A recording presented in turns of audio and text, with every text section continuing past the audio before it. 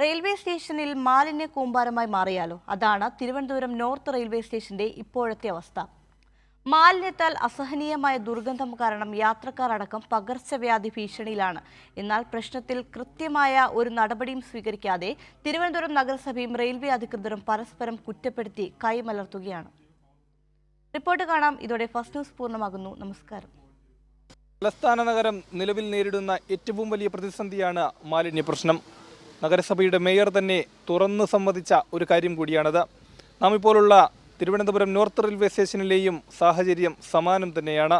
റെയിൽവേയുടെ കാര്യത്തിൽ റെയിൽവേ അധികൃതരും നഗരസഭയും പരസ്പരം പഴിചാറി അതിൽ നിന്ന് ഒഴിഞ്ഞു മാറുമ്പോൾ ജനങ്ങൾ അനുഭവിക്കുന്നത്, യാത്രക്കാരനുഭവിക്കുന്നത് സമാനതകളില്ലാത്ത ക്രൂരതയാണ്.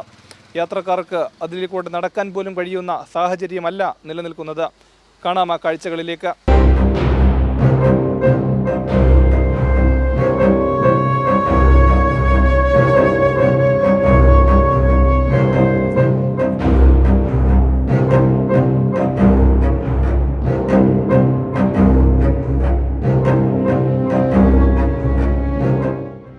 തലസ്ഥാന നഗരിയിലെ പ്രധാന റെയിൽവേ സ്റ്റേഷനുകളിലൊന്നായ തിരുവനന്തപുരം നോർത്ത് റെയിൽവേ സ്റ്റേഷനാണ് ഇപ്പോൾ മാലിന്യ കൂമ്പാരമായി മാറിയിരിക്കുന്നത്.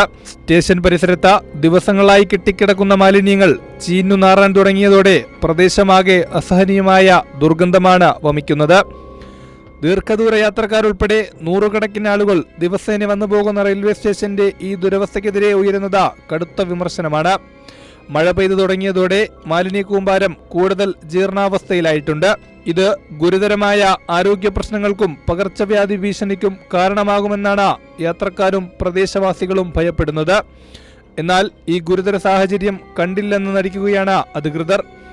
മാലിന്യം നീക്കം ചെയ്യുന്നതുമായി ബന്ധപ്പെട്ട നഗരസഭയും റെയിൽവേ അധികൃതരും പരസ്പരം പഴിചാരി ഒഴിഞ്ഞുമാറുകയാണ്. തങ്ങളുടെ പരിധിയിൽ വരുന്നതല്ലെന്ന് റെയിൽവേ വാദിക്കുമ്പോൾ റെയിൽവേ ഭൂമിയിലെ മാലിന്യം അവർ തന്നെ നീക്കണമെന്നാണ് നഗരസഭയുടെ നിലപാട്.